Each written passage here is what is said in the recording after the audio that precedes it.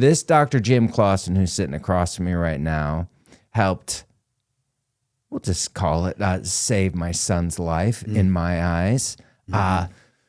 He is the chiropractor of chiropractors. So whenever there's a chiropractor that has an issue that they're not getting the results they want with their own patients, or even more so, their family, they send him to Jim because he's the magic man. And it's not magic. No. It's just a little bit. Just because magic is unknown. So that's the idea. It's magical only in the sense that people just don't know. Even doctors, they don't know, but it's real. Yeah. So it's not magic, but it appears. And it felt magical because here's the thing. When my son was having seizures and I couldn't see what was going on because I wasn't as well trained yet. And I said, what's going on? What am I missing? And took the training that you've had as well and said, oh, there it is. And while I was taking the training and understanding the neurology behind these seizures, I said, I think it's best that someone else takes care of my boy. And I said, Jim can take care of my son. So I just want to ask you the question, what was it like taking care of Hayden Ray Foss? Well, to your point, when a doctor walks in and says, here's my kid, can you help me? It is always like the first thing is one, certainty, I got it. Yeah, absolutely 100%. And the second thing is that gratitude you just started with, because I am honored. I am deeply honored and grateful for all of these doctors, all these patients, everybody that shows up in my space like, oh, okay. And being humble is a challenge a lot of times. But staying in myself helps. And when I'm working with families and kiddos, they're real. The kids are on the floor. So that's where I go. Meet them where they're at, right? So my first heart is just thank you. And I'm honored to be trusted, And it's just like, and in everybody's mind, we're always questioning self, right? And you're always like, well, is it this? Can I? Like I had this new patient yesterday. I mean, after we did that talk the other night, right? I mean, I was so lit yesterday in my office. This was bouncing. It was fun. And I had a new patient, mom, twin girls, severely autistic kids. And she's like, so on the percentage, after I did the whole report, on a percentage, what's your percentage that you think that this is going to work? And I went, 90 to 100. And she's like, what? Like she couldn't even fathom that. And she couldn't believe me. I find out afterwards she's a nurse. So she's like, well, I was thinking 25. And I'm like, oh gosh, no, 25, that's too low. Oh, forget that, no. And it literally freaked her out to the point where she was like kind of even questioning my authenticity then, like. How can you be that certain? Right. And I said, well, I am. And then she asked a bunch of questions. I told her a bunch more stories about other patients that we've seen and similar age group, 9-year-old. And she's like, oh, okay, well, I'm in. And I said, well, I'm glad. Let's get this ball rolling. Yeah. So the mom came without the kids because, again, they can't sit through a conversation. So we'll see how that all bounces. But where do you get your certainty from then? Because I understand and get it. But and by the way, that's your camera too. Okay. So if you want to say hi to some people or whatever, and there it is. Yeah. How do you become so dang certain? How do you know what you know? Honestly, Dave, certainty comes from practice. Right. Certainty comes from being able to be in circumstances with people on their journey, understanding that that's their journey, not my journey, but that's theirs. I'm not here to change their plan. God's got a plan for every person, not my plan. But I see him as always perfect, and I see him as already whole. And as we go through this journey, my job is just to keep seeing him as whole. And then, wow, they start showing up as whole. Yeah. So we hold space. So the certainty comes from just, I don't know how many adjustments I've given in my lifetime, but a lot. Yeah. Right? And circumstances that God's put in front of me where I could either have walked past it and not done anything and just said, well, that's not my problem. Or as I always do, I stepped in and I said, I don't know what's going to happen here, but let me see this. I'm just a chiropractor. So let me just see if this works. Oh, look at that seizure stopped. Oh, look at that heart attack stopped. Oh, look at that whatever, put a label on it, changed right there in front of me. Yeah. So the more changes you see, the more results you get, the more certainty. 100%.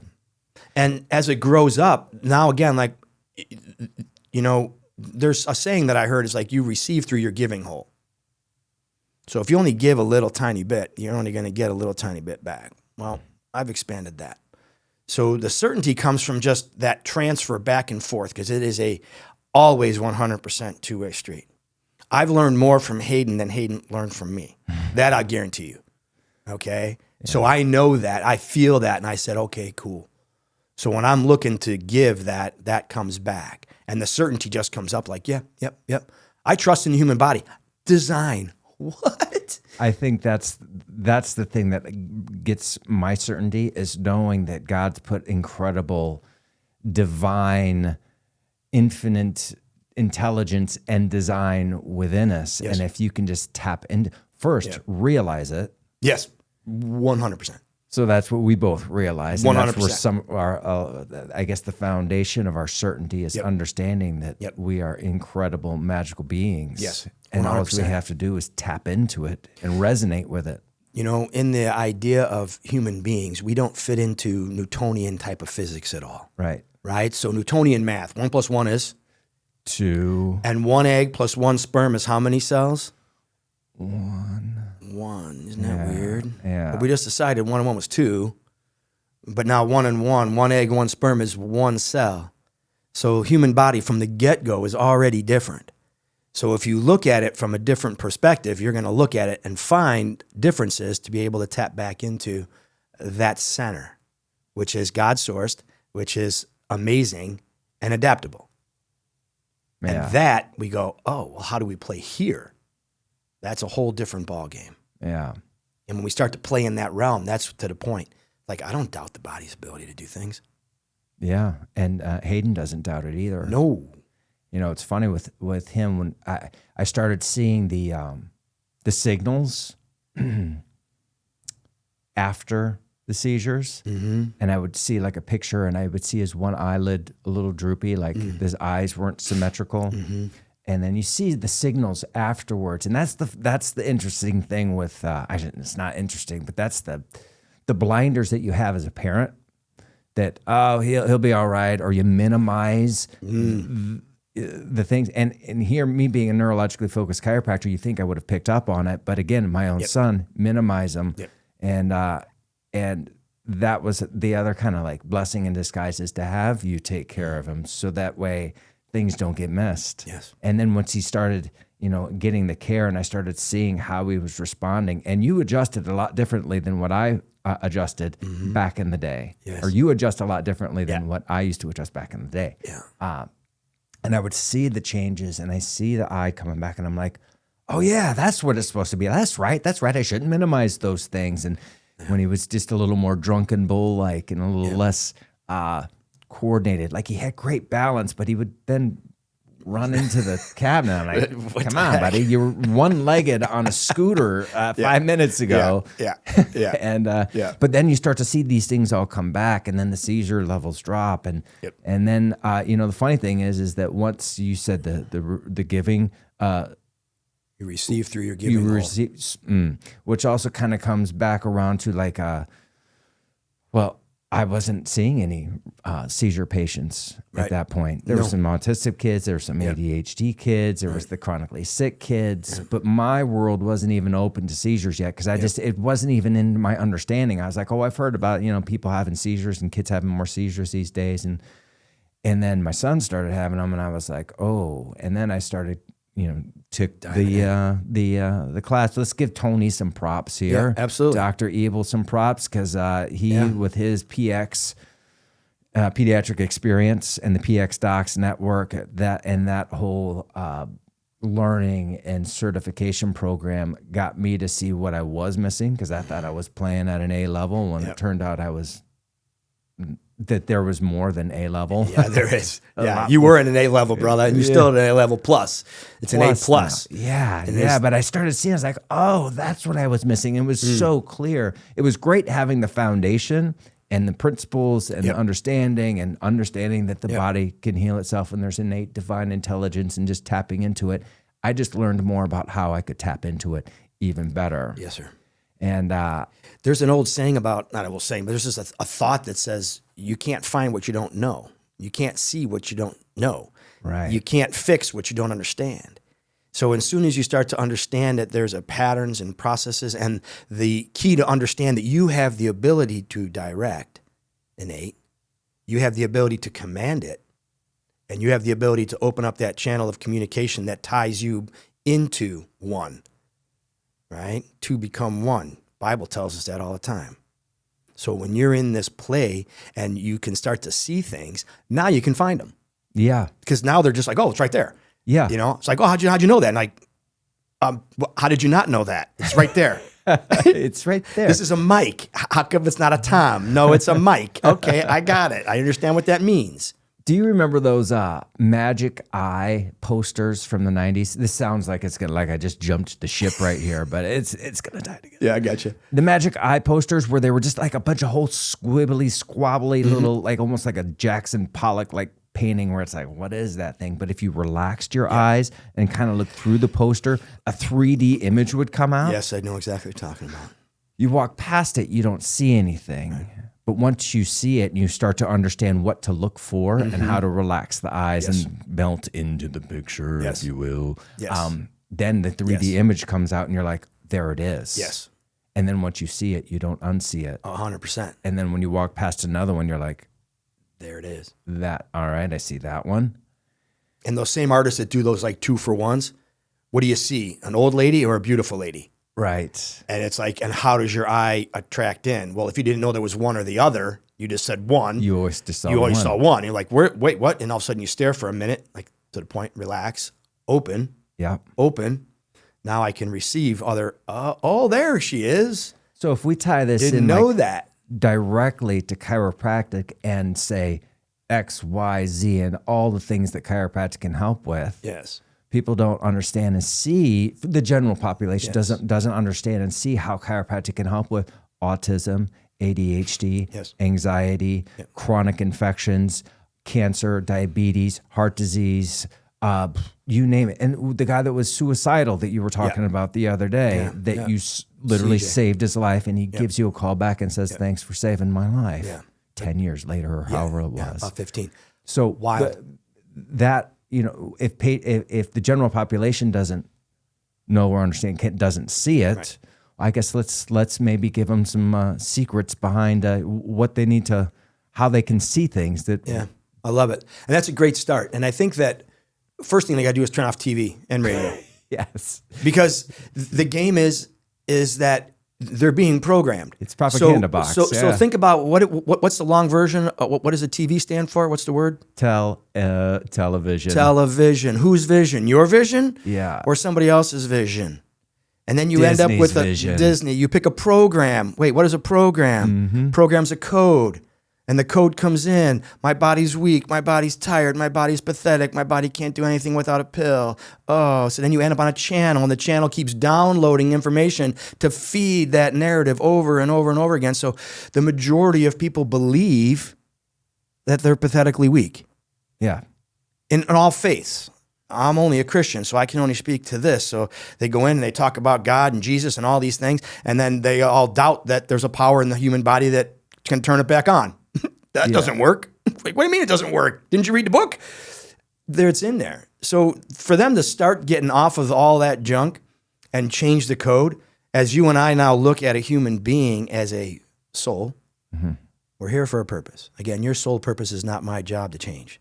Good Lord's got a plan for you, whatever that is for you, God bless you, right? But when I see a person and you see a person now, the game of, oh, you're already whole. You're just running on junk. Yeah. Well, let's unjunk you, please. Yeah. And the first step is unjunking the space between your And ears. how about believing that you could heal? Yeah. How about believing that bodies know how? Yeah.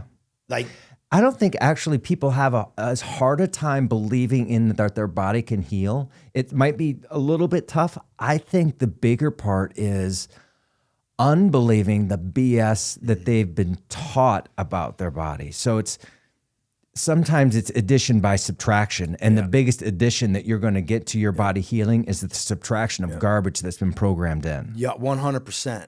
And their faith in, well, yeah, and you hear this, yeah, but. Yeah, but all the Yeah, time. but. Oh, yeah. Yo, that makes so much sense. But you don't My understand genes. my circumstances. But it's genes. Yeah. My dad. Well, how far back does it go? Well, it doesn't. Oh, so then maybe it can't be your genes. Yeah. Maybe it's not your genes. But and then on the flip side, they'll say, "Well, my grandma does." Yeah. Well, there's a thing called apples and trees. 100%. Grandma raised mom, which is raising the grandchild, and those thoughts and beliefs and how they do things or don't do things in life are the things that get transferred from generation to generation. Absolutely. There's a great book by Bruce Lipton, PhD, Mm-hmm. called Biology of Beliefs. Awesome book. So Yeah. understanding that code, again, handed down. So the grandma might have been coded sick, had a rough life, had tough goes, always negative, nothing good around her. So then the program starts to become watered way down, dwindled down, more negative than positive, Yeah. if at all positive. And then, yeah, see. There was a study that I read that said that women's breast cancer today, 5% is genetically happens. 95% inherited beliefs and traits and actions. Yes. That whole system. So it's not a bad gene. Right. It's a bad environment. That's what he calls epigenetics, right? Epigenetics. Right. So in that play that you're talking about, the coding, the downloading, what are you doing? And I believe this, then you're right. I believe this, then you're right. Does it make it truth? No. It's just to you. Yeah. To me it is, because it sounded like, well, I wrote it, so of course it's truth. Yeah. Versus, no, it's not. The truth is this or that. I think that's also that play is explained in this this law called be, do, have.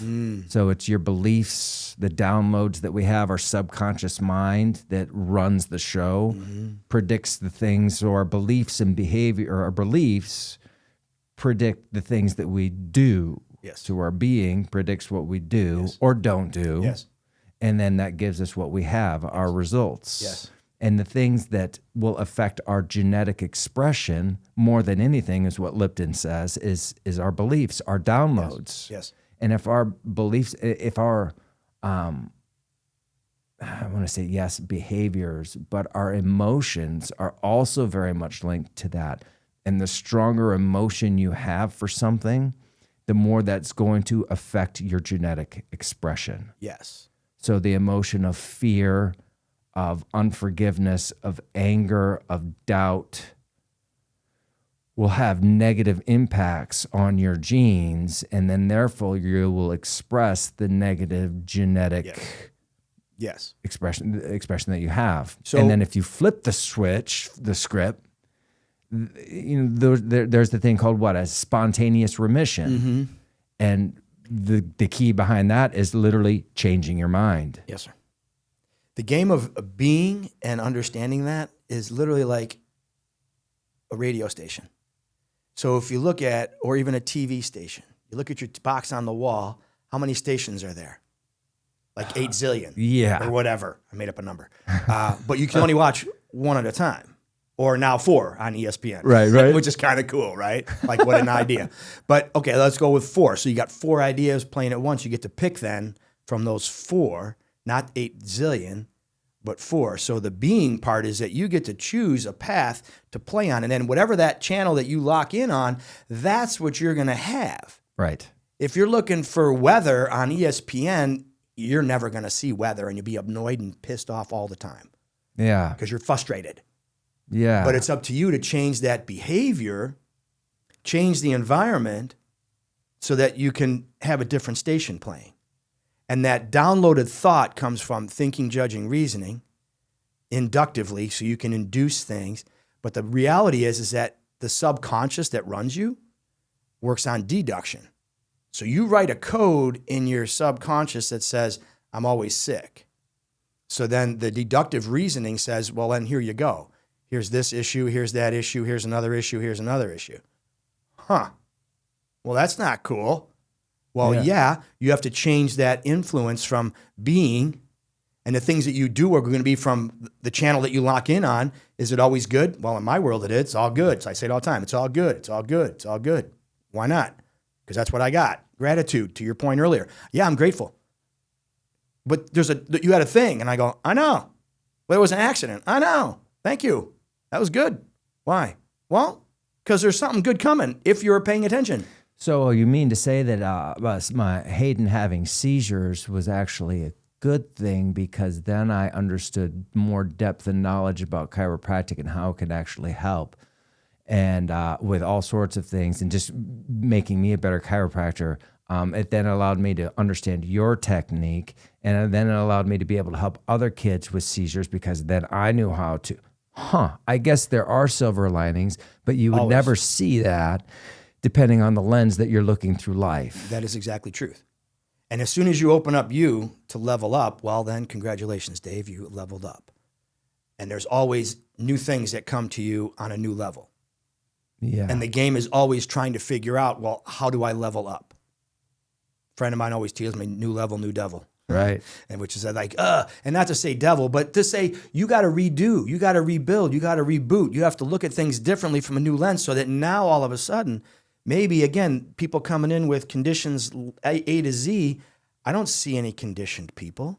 Yeah. I see a human being that might be stuck in a circumstance, and they don't even know they're stuck, because they don't even know how to get off the channel they're on. Right. They're just playing the table. And it's like, no, this is what they tell. I took all the stuff on the TV and I asked my doctor and he said yes. So I bought all these things. Okay. Well, that's not good. So until we can help them understand that there is something good in a circumstance, regardless of how ugly it is, Yeah. the fact that you now become a better doctor, a better father, a better husband, a better friend, because now all of a sudden your compassion levels, Dave, changed.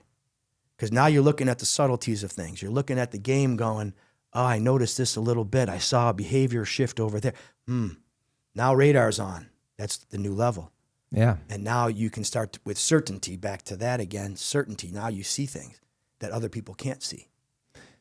So getting back to where I was saying is like, how can chiropractic then help with all of these other things? What is it that it's doing? How can it help a child with autism be able to speak possibly again? How can it help somebody with high blood pressure lower their blood pressure? How can it help somebody that literally wants to jump off a cliff at the end of the day gain their peace and well-being and connection with their family and God and all? How can it help with so many other things? What's going on? Where's the magic? So the magic is twofold, okay? First fold is the image. Again, not seeing yourself as a broken being, and teaching parents to talk to their kids not as broken beings, and to tell all the people out there trying to give them a label to quiet down, right? My kid is absolutely 100% stellar studette, rocking and rolling here, maybe with some not, air quotes, the normal, but for them, right? So you're saying to, one, get rid of the diagnosis. Just 100%. Throw it right in the trash. Yes. That thing. Because diagnosis is nothing really but a distraction. 100. It's man-made too. Yeah. All they do is they put a bunch of symptoms together That's and then label that symptom, and then we think we got this thing over here. Yeah. And there's nothing over here. And the crazy thing about the diagnosis is all they do is they put Latin words on things. Yeah. Oh, my elbow hurts. Oh, no, you got lateral epicondylitis. Oh, look what I got. You don't understand. I went to the doctor and I have this lateral epicondylitis. Okay, whatever. Yeah. Right? But you have to be able to get that image to shift that I'm not broken. If I'm not broken, then there's nothing to fix, sort of, right? And you're like, well, if there's nothing to fix, then what am I here for? Like, well, the second component of this is that neurologically, everything is tied together. There's not one cell that runs without the nervous system telling it how to. Not one. In the entire body, 100 trillion cells, right? And it starts in the brain, goes down the spine, and goes out. So if that signal is altered just even a smidge, 10 millimeters of mercury of pressure, weight of a dime, science says you lose up to 60% function. Doesn't take much. Yeah. So because of all these traumas, whether they're physical, chemical, and emotional, they create tension. Yeah. And each one can. Eat a little bit of poison, the stomach turns into a knot. That's a physical response. Somebody tells you some negative comment. I don't like those pants, Dave. And you can get all, what's wrong with my pants? Oh, you physiology change just from a word. Obviously, then a punch in the arm is a punch in the arm. So the physical part of things, the chemical part of things, the emotional part of things, all of these things are coming in 24/7, 365. So when we can create an image to somebody saying that I see myself as whole, complete, and healthy, And then we open up the communication channel so that the brain can then start to change. Back to our math, 1 egg plus 1 egg and 1 sperm is 1 cell, and that 1 cell knows everything about you. It's a constant 24/7 dynamic exchanging cells, lots of them. Yeah. Takes 7 years according to chat. Yeah. Everything is brand new. Except for there's a few cells in the eye that don't change. They're from birth forever, and the same in the heart. And I've never gone down that rabbit hole So yet. everything in all the cells in your body regenerate after, say, 7 years. 100%. Sometimes I've heard as little as 6 months, a year, whatever. Some change fast, like bite the inside of your lip one day. By the next day, you're like, which side was it on? It's gone. Yeah. Well, how did it go? And why doesn't it work on my elbow? Right. That's my question. So then what is it that's regulating that regeneration? Pardon? What is it that's regulating that regeneration? Innate intelligence. Yeah. There's an intelligence in the body. You're breathing, Dave. How many times did you breathe last minute? 437. That's because I'm really nervous. And how many times did you blink? Did you count those too? You forgot. So in the game, like there's this intelligence that we all have that just, again, part of subconscious that connects to universal intelligence, which is God-given life, right? The oceans and rise and fall with tides with moon activity or however that works. I don't know that kind of science, but there's a bigger force that's around here that gives us our energies, that give us our communication. Take somebody laying in a box in a morgue. They look human. They look complete. They just passed away yesterday, but what's missing? Their soul. Their soul. So the soul influenced into a body gives it its ability to have an experience.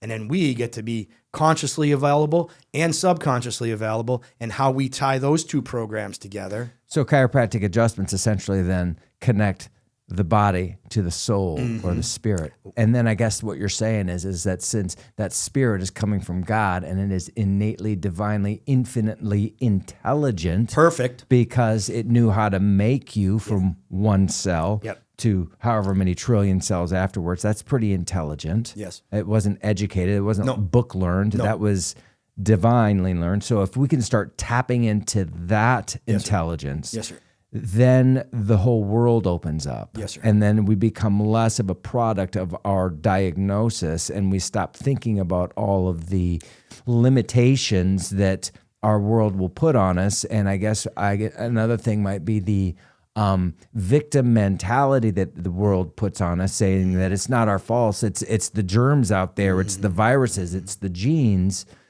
But if we start reversing that thought process and saying, oh, well, if I've got divine intelligence inside of me that knows how to heal me, why am I not maybe healing and functioning the way I need to? And if we tap into that, then we can say, all right, the germs and viruses aren't so big, because that's one of the biggest, pardon my French, mind viruses 100%. ever created. Yes, sir. Ever created, because it's an invisible enemy. Yep. But they can see it on a test, I guess.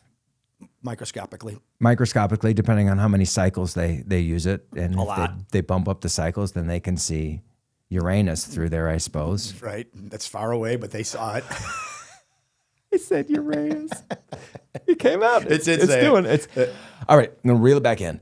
So, and so all the germs and viruses that we're told that cause us to have colds, upper respiratory tract infections, ear infections, all these things that little Billy and Sally are having, and we say as chiropractors, well, no, it's not the germs and viruses, because if there's trillions of viruses inside your system. Those are the good ones, Dave. Oh, yeah. There's good and bad. There's ones with fangs and there's ones with butterfly wings. Butterfly wings. And the bacteria, the ones you have to differentiate the ones with fangs and the one with butterfly wings too. But the butterfly wing bacteria and the butterfly wing viruses are good for you, but it's just the handful of the fanged microbiologies that cause the problem. And then we believe it. Yes, because you told it enough times, Dave. That's the game. It's downloaded. Yes. And then no matter how, it's like, I try to tell, it's like, it's not the germs and viruses. They're part of the game.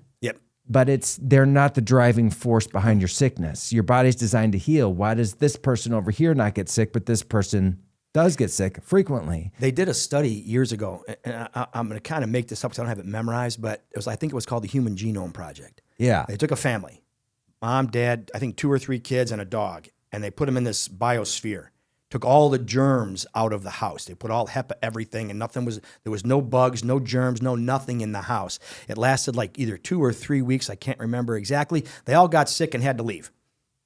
Oh yeah, They cut that the, was they probably cut the the program. Human Biome Project. Human Biome Project. Yeah, the Human like Genome Project genes, is where yeah. they found that actually great segue leads to it's my genes. It's not my it's my genes too. Yeah. So the Human Genome Project, they found that there was more genes, and I think in a worm than what was in the human body. There was like 20,000 genes. I can't remember, but it was in the tens of thousands of genes. But the amount of body functions and proteins and enzymes that genes create were in the hundreds of thousands. So they said, well, wait a minute. You can't just have kind of tens of thousands of genes and hundreds of thousands of proteins and enzymes. And that means that there's more stuff than what we have genes accounted for. And then they said, uh-oh. Kind of backfired. So maybe there isn't a gene for every ill. Now, again, not to say that genes aren't part of the game and that they don't, but they're not the driving force of sickness. No. They're not the driving force of health. No.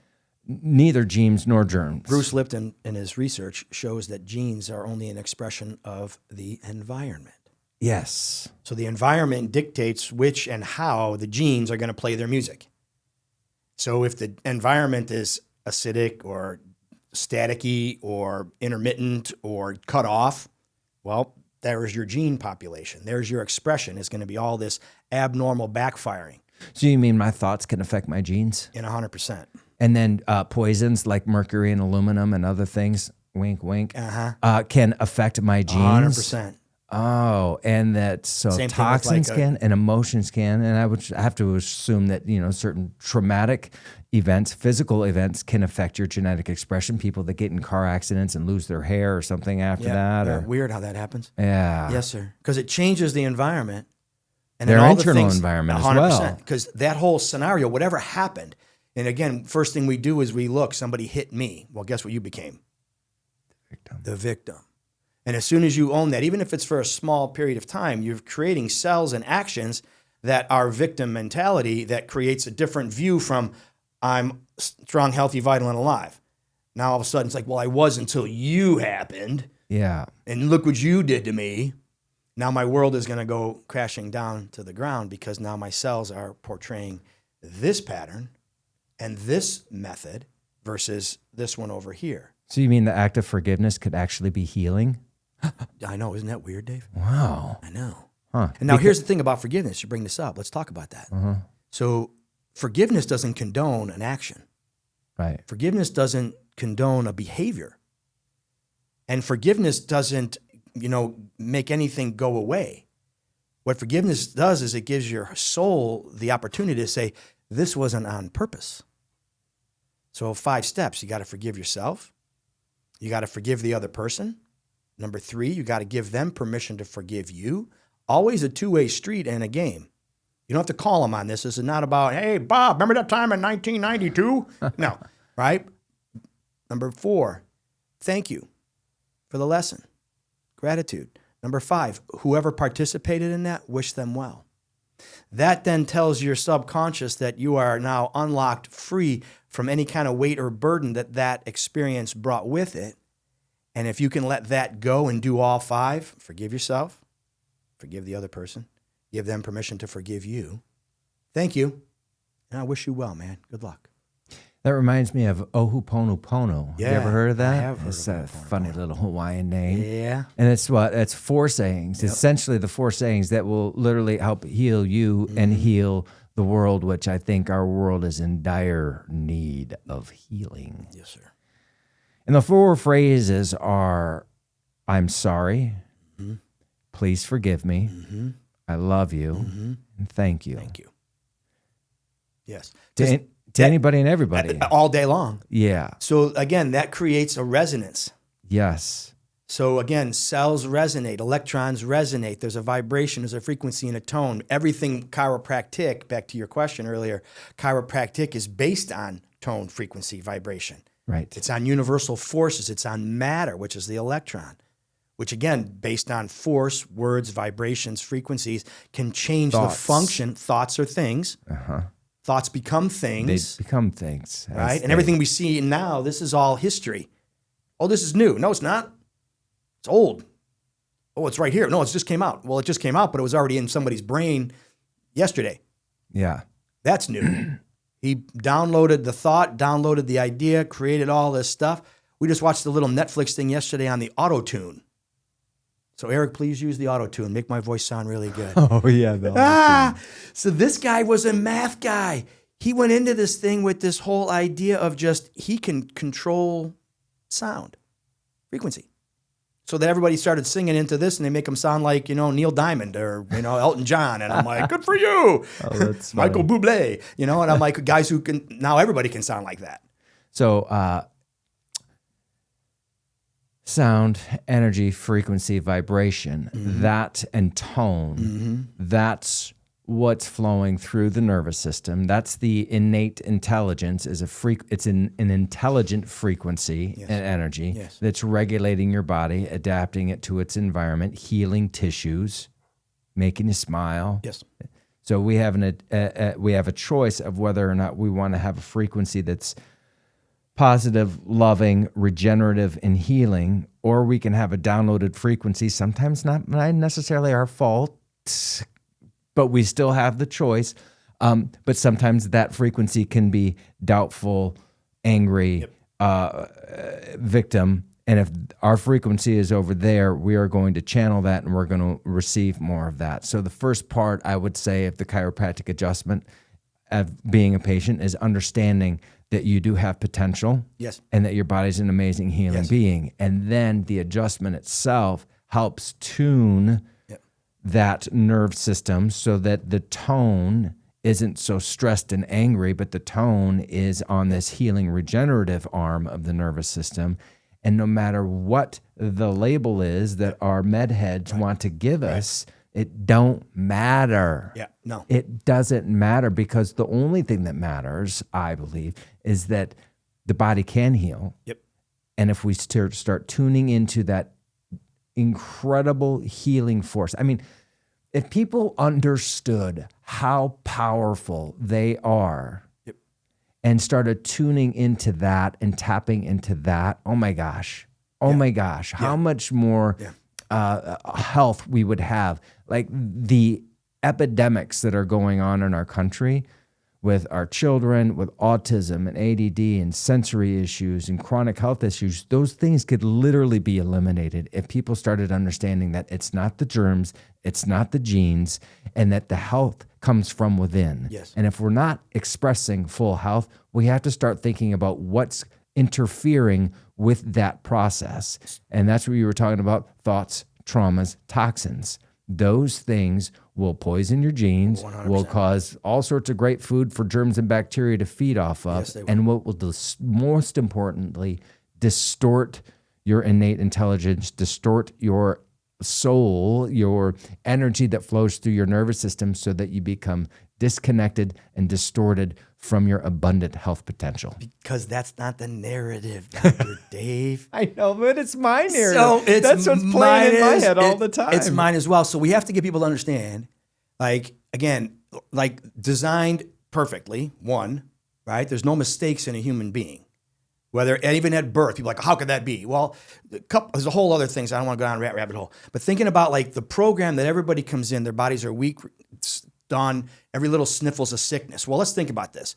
So let's just say we go out for dinner and we go out and have this beautiful steak dinner with potatoes and sour cream and some cheeses and all kind. And all of a sudden, an hour later, we end up getting food poisoning. Would you be sick or healthy? What would most people think? I'd be sick. You'd be sick. But let's think about what just happened. You ate this big, beautiful meal an hour later before, now here's the key part, before it got broken down, before it got digested, before it got absorbed, before it got pushed out to trillions and trillions of cells, before that happened, your innate intelligence said, there's toxic poison here. So your brain said, can we get this out right now? Up and down, top and bottom, exit right now. Okay, would you say that's a pretty healthy response, getting rid of poison? Yeah. Next question, does it feel good? Horrible. Done. And everybody thinks we should always feel good to be healthy.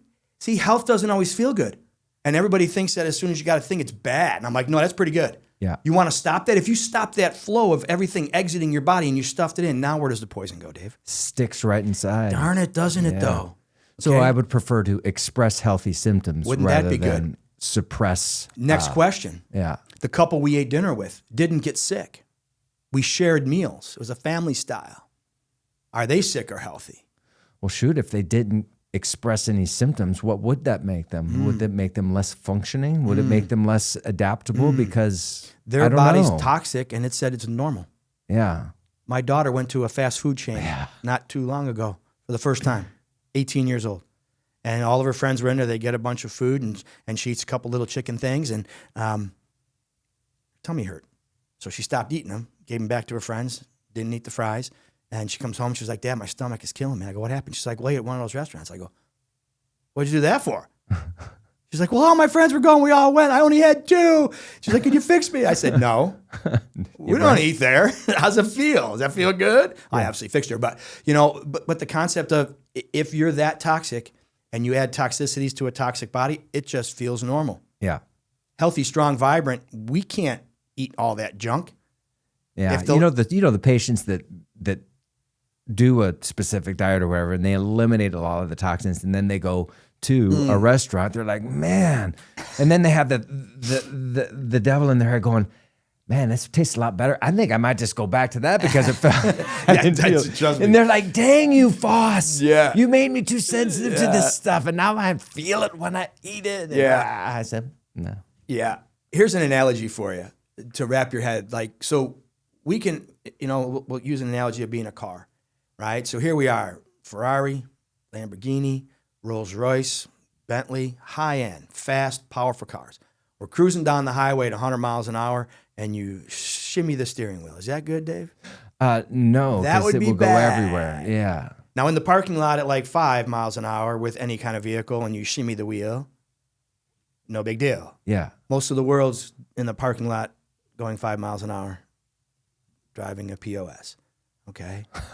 I just made that part up. Yeah. But you know what that means. Yeah. But the idea that when we become this high energy, clear signaling entity of a being, you can't put junk in it. You can't wobble a lot because we're flying along. Now you can hit the pause button and hit brakes and stop and walk and go 5 miles an hour like everybody else if you want. But back to choice, you want to choose this lane or you want to choose that lane. Right. And how do you want to write a code for the body to say, I'm strong, healthy, vital, and alive? Now, I'd rather be in that play going, I don't need that junk. I'm not putting that kind of gas in my car. I got to put the good stuff in. Right. And I'm not going to wiggle my wheel. I'm going to easy car. They'll drive themselves. You push a button, you just got to take a nap, right? That's why I drive a Volkswagen bus. Exactly. You got to drive that thing. You get to drive that thing and you feel every little, and then what's really fun is driving a slow car fast. And when I mean fast, I mean like 50. Right. Because it's exhilarating in this thing that it's anyway. Yeah. Anyway, I don't know why I started talking about that. Because it's your passion, dude. I love those I things. know you do. But see, now you can handle, to that point you just brought up, if you're aware enough and you're mindful enough and you're present driving that vehicle, then, and it's wobbling on its own. You're not trying to wobble. You're the anti-wobble. Yeah. I am trying to control this darn thing. And because you are in that present time conscious, you are there, and you can master it. You got that thing throttled out and maxed out at 50 miles an hour. I mean, those things are pretty incredibly fast, right? I mean, yeah. It reminds me of a story. Remember, Chuck. Oh, man. Chuck. Yeah, I know. So we had when Wakefield was at Chuck's, Dr. Wakefield, and Chuck Majors was one of our mentors back in the day, and he's no longer with us. But I was driving. It was when I first got the bus, and I was driving it back home. And this bus is literally, it's like driving a toaster oven down the highway, like a toaster. On a roller skate. On a roller skate. It's a thing. It's a big box, and it just goes, and the steering and the aerodynamics is there. There is no such thing on a right. bus. And so I'm just a little swervy in my lane, but you kind of go down a hill and you kind of curve like this, and unless you've got two hands on because this bus is, you drive it like this. It's not like this. It's got the bus horizontal wheel, and I swerve a little bit, and all of a sudden see these cherries behind me, and I was like, oh my gosh, what's going on here? And pulls over and walks up, and he sees the bus, and he's like, oh, this is pretty cool. I think he thought that maybe like Cheech and Chong was going to be driving it, and then it rolled down the window, and he sees. Wait, you gotta do what? Roll down the window. You slide. You slid it. You slide the window in the bus. You slide the window like this. It goes this way. But anyway, he saw the bus. And he was like, you were kind of swerving a little bit. I was like, man, it's exactly what I told him. I was like, have you ever driven a Volkswagen bus? I was like, it's driving a toaster down the highway. There's no aerodynamics. My car that I usually drive, it drives itself, And he was like, oh, all right. And he just lets me go because I don't know. Yeah. I'm talking, normal to him and actually having a conversation. You ever try driving one of these things? And it's kind of, anyway. Yeah. Well, again, just being in that present time, right? So in that game of understanding circumstances, situations, you can manage a lot of different things. Just like all the game of choice that you were talking about here today, everybody gets to choose. And it's not right or wrong, it's their choice. You can choose to connect to the source or not. That's a choice. Yeah. You can check, you can determine if you want to believe or not. That's a choice. And you can stay in your lane and be the victim all your life. That's a choice. Yeah. But trying to get out of that with the people we surround ourselves with the things that we consistently keep doing because we like it. Feels good. Maybe. But until we can break the cycle. Yeah, breaking habits is hard to do. Not easy. Yeah. Or it can be hard to do. Yeah, it can be. Depends your perspective, really. As soon as you become willing, and that literally there's a trap door between conscious, subconscious, and we can close our own off. So once that trap door gets open and your new thought comes in and feeds that subconscious, the subconscious can change.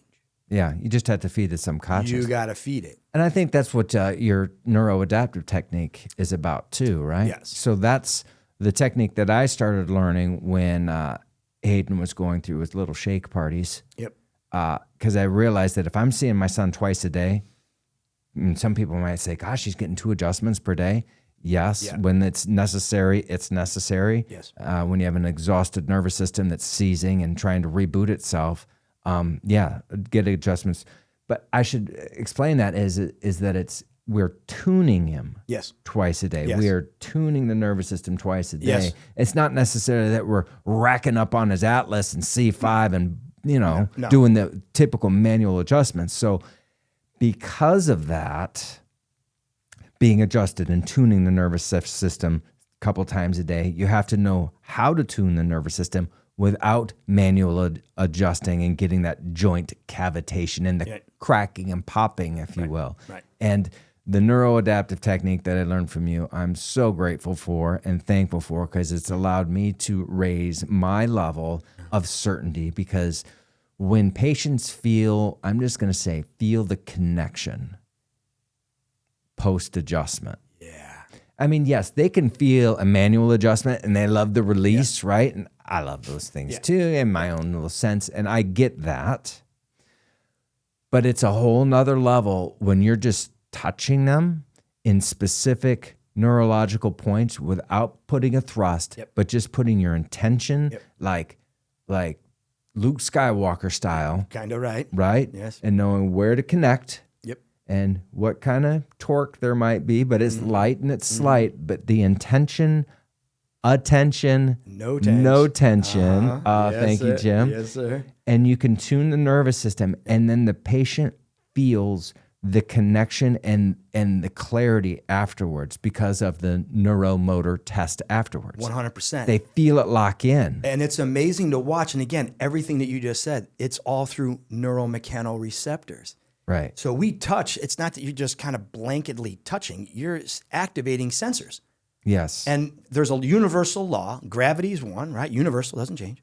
For every action, there's an equal and there's an opposite reaction 100% of the time. So if I got this little kid, or even an adult for that matter, but they're all, and I'm coming in, I'm going to just keep forcing, go, yeah.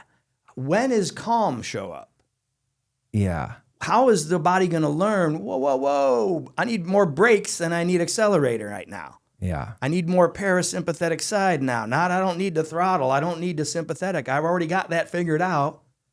So when you come at a person, one, looking at them with a mindset that you're whole and complete. So it starts here with the doctor the so that they intention. can the intention Of already good. Now, science also shows us, now this is where it gets cool, because in doing all this, again, didn't know this. This is all recent studies, right? That show we have these mirror electrons, mirror neurons. You're like, what the heck's a mirror neuron? That means that your subconscious can see my subconscious. That means that your connection to my connection will start mirroring each other.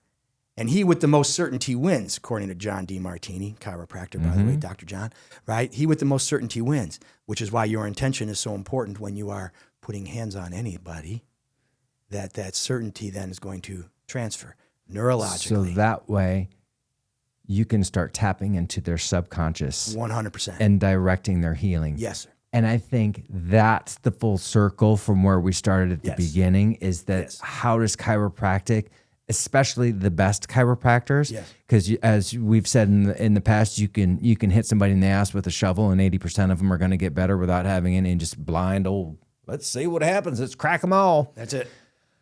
But you get a doctor that understands neurology, energy, frequency, vibration, conscious and subconscious, and how to tap into that. Then the game change completely changes. Which is on that patient who was looking at me with skeptical eyes going, that is ridiculous that you think you can get 90%. You have a 90% certainty. And I said, it's probably closer to 100, but yeah.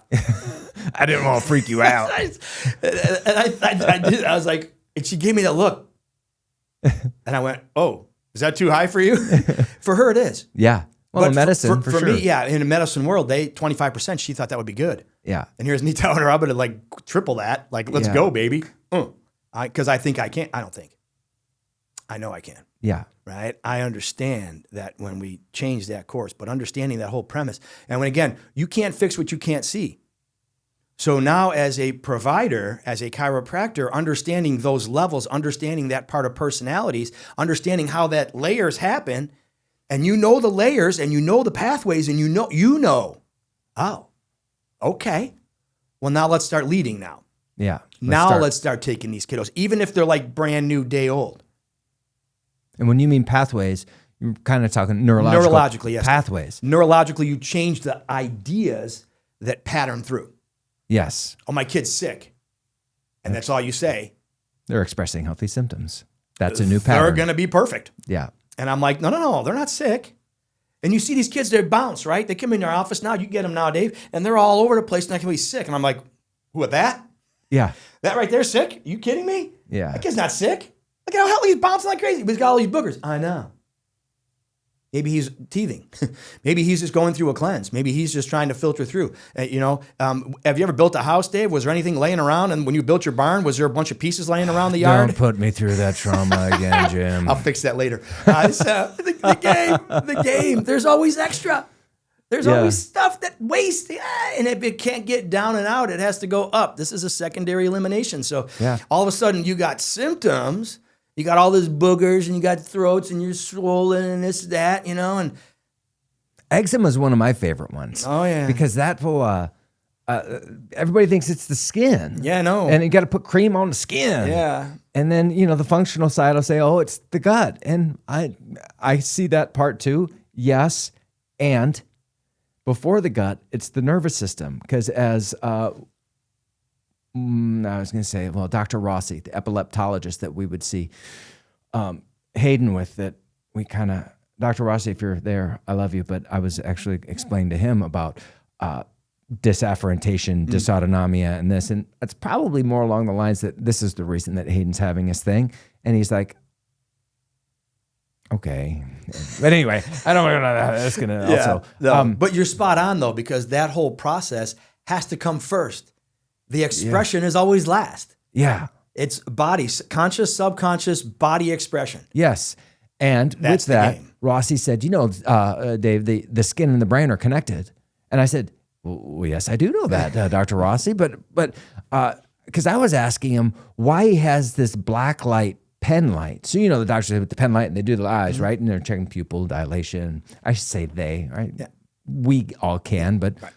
Those are nice guessing tools. I just prefer more advanced ones. I agree. Well said. But there's a really cool one when it's a black light and the old Dave Foss hippie from college comes out. And I'm like, whoa, you got a black light that comes out of that pen light? Why didn't I have one of those in college? I could have been like going to the dorm room saying, look at this, click, and I can, anyway. Yeah. I was fascinated by the pen light, and I was having a bit of a flashback thinking, oh, that would have been funny to have. So I said, Dr. Rossi, that's a really cool light. He said, what are you doing with a black light pen light? And that's when he said, well, the skin and the brain are connected. Okay. Yes, go on. Yeah. I am aware. But I waited until he was done to tell him how we use the skin connecting to the brain. And he said, if you the black light, if you shine it on the skin, there'll be these cafe au lait spots, which are like little, they're like birthmarks, but they're very light birthmarks, like cafe au lait. Yeah. Parlez-vous français? Right. It's With foam. yes, with foam. There was no foam coming off his cafe au lait. That's rabies. Yeah. I don't know. So he said if you have like more than, it was like 6 or 10 cafe au lait spots on the arm, a couple isn't too bad. But if you have more than 6, that means that there's a lot of neurological glitches. He didn't say glitches, disturbances, interference. There was something wrong with the nervous system because the skin and the brain are connected. I said, well, isn't that interesting, Dr. Rossi? Because we use the same thing, but we use infrared thermography, and we're using the temperature of the skin because the skin and the brain are connected, and the brain and vascular system are connected. So what the skin is showing us through infrared thermography is where there's neurological stress and tension, which will then create more heat. Thank you, Dee Palmer. Yeah. And then if you have excess heat, you have excess tone, and that's like a guitar being too sharp, the frequency's too high. Yep. Too spiky. Too spiky. And then you get hot spots. And then if the nervous system is depressed, depleted, exhausted, you'll get cool spots. So the skin will express how the nervous system is functioning. If it's too high or if the nervous system is exhausted and sleepy and worn out, That's right. It will be too cool. And so that brings it back, to the eczema. Yes. I love when kids come in with eczema and it clears, and it always, I haven't met an eczema that hasn't. I haven't and either. it always clears, and in the matter of just a handful of adjustments too. And they're like, how did that happen? And I'm like, well, the skin and the brain are connected, but more importantly, the nervous system knows how to heal. And to kind of go along with the toxins part of things, if it's not coming out or out, your skin's an excretory organ. It's helping. So it's helping. So if your kidneys or your liver or your colon, which then the functional med people will say, yes, it's the gut. Yes, if the gut's not healthy and not processing things, it'll back up, and then the other excretory organs will try to raise up, and then you'll get junk coming through the skin, whether that's rosacea or eczema or acne, and they'll say, heal the gut. And I'll say, kind of. Yes, but that's layer 2. First, heal the nervous system. Everything is nerve first.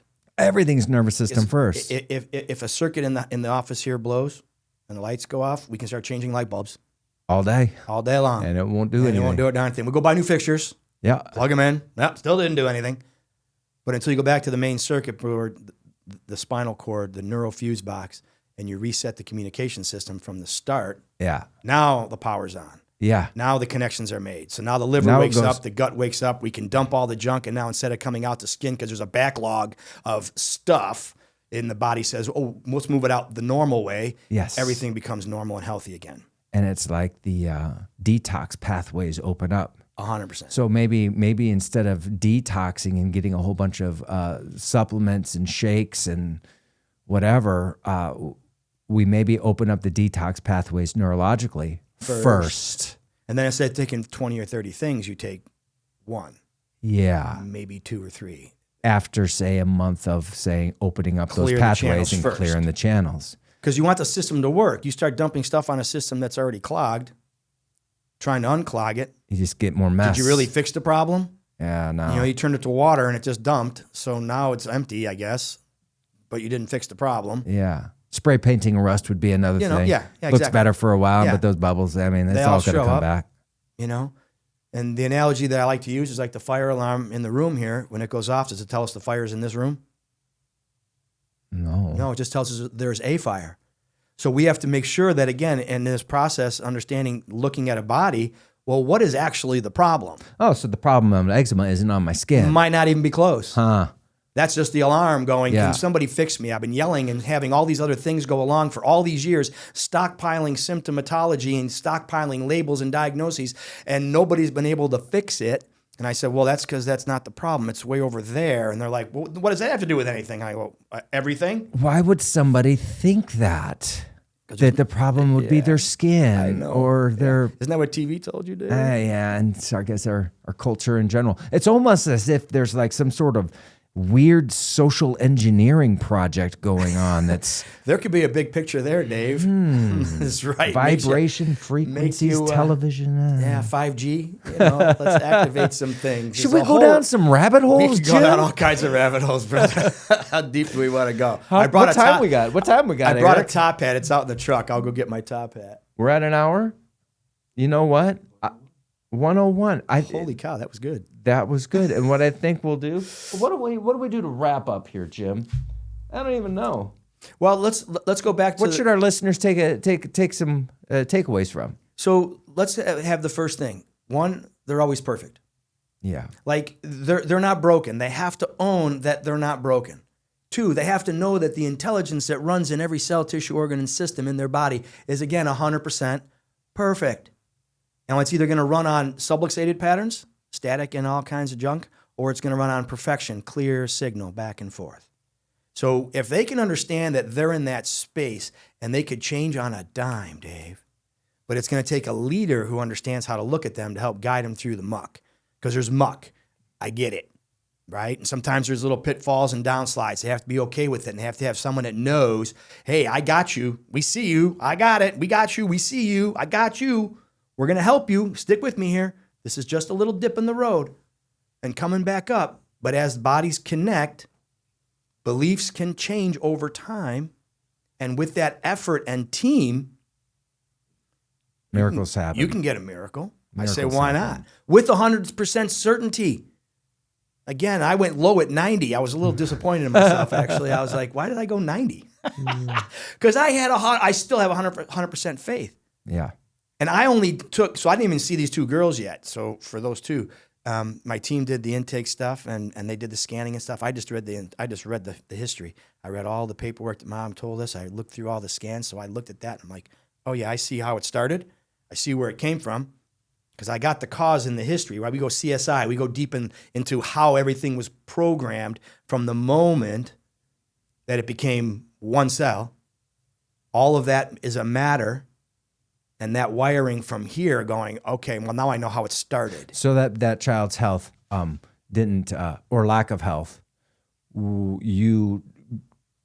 you take before even conception. You start understanding where this child came from even before they were born or conceived, because the mom and the dad's frequency, energy, vibration, and health potential have an influence over that seed. And most of us, most chiros included, we do the CSI and what was wrong with mom, what was wrong with mom, what was wrong with mom. Well, dad, it's usually the biggest. He donated half, dude. And if dad's in a way, then dad's energy on that sperm is dad's energy on that sperm that comes in and gets wired now into that kiddo, and all that needs to be discovered. Yeah. So when you start to look at this, like, oh, but that was 9 years ago, and there might be some sketch on their part. Okay, but you can piece it together, Dave. You can. All right, I see where this is at. So you're telling me that you can help me with my 9-year-old? Yeah, because I know how to unlock. Yeah. And I know how to unwind. And I help you recode you. Yeah. Strong, healthy, vital, and alive. I can help you with that. I love it. And then when you do, we all win because the world then gets brighter because you just showed up with the light on. I love it. I love it. One little, I guess I'm not on that camera anymore. Maybe on this one. But anyway, one last little thing with that is that not every chiropractor understands this level. So you can go to a restaurant and you can go to McDonald's or you can go to a Michelin 4-star restaurant. Is that what they're called? Michelin 4, that's the high end. Yeah. And they both have chefs. Yes, they do. Yeah. But if you really want to have a good meal, you go to the Michelin 4-star and that chef knows how to do it. Yes, he does. McDonald's, I mean, it's whatever you want to think of it. I don't want to throw shade on it, but you could probably understand there's a difference in chef chefology on that one. Chefology, I love it. Yeah. Yes. So Yes. in the same perspective, you can go to if somebody goes to a bad restaurant and has a bad experience, they don't throw the restaurant and the whole food industry under the bus. Right. But for some reason, chiropractic's got this other hurdle to overcome where it's like, I went to a chiropractor once and they did this. And it's like, then they think chiropractic's the whole thing and they're all this way. Or they might have a really good chiropractor too, but they're more on the back pain style of things, or maybe even more nutritional style. And that's fine and good too. But if you want somebody that's really going to unlock your full healing potential, it's really important to find one that, let's throw Tony some credit here. Yeah. One way to help find a doctor that kind of understands PX Docs. a lot of this is PX Docs. So parents, DOCS. DOCS, PXDOCS.com. Yeah. And you can find chiropractors like Jim and myself. 100%. If you like the crazy, really miracle expecting doctors. Yeah. Tap into that, and you're going to have, it's a great resource. Again, pxdocs.com. And Jim, I want to thank you so much. That was like a total commercial for Tony right there. Tony, you son of a... right. Gosh. Yeah. But he got the ball rolling, right? Yes, true. So people are really understanding that chiropractic helps kids. And again, you made a comment, and this has to be understood. Chiropractic's not about back pain. Right. It is not about a neck pain. It's not about a headache. It's not about a symptom. It's about a person. Yeah. So the big picture that you said. About life. Life is expressed through your cells, and life needs to be expressed. And subluxation, take a look at that word before we close off. Sub means less. Lux is the root word of light. Ation is the action of. So that word that D.D. Palmer picked in 1895, subluxation, is not a partial dislocation of a joint in the medical world. It is a less action of light within a cell. And thankfully, there's only 100 trillion. There's 100 trillion cells. Yes, and they need to be lit up. Yeah. And when they find a chiropractor that knows how to look at a body in a certain way to turn a light on, if you will, right? Healing comes. Miracles happen. Like, they come. Yeah. But we have to fight through that and go, yeah, I got you, with that certainty, with that kind of gumption behind me. Yeah. I use the word gumption. That's an old word. That's how long I've been on the planet, okay? Yeah, I got it. So this guy, Dr. Jim Claussen, the health doctors, The right? health doctors. And what the town? Warrenville. Warrenville. Yeah, right off 88. And then obviously Vital Wellness Center, Elburn, Illinois. Shoot out in the country, boy. Yeah, there you go, brother. Love it. Well, thanks guys for listening. Thanks, and, Dave, for having me. Yeah, man. We'll be back again soon. All right, love you, bro.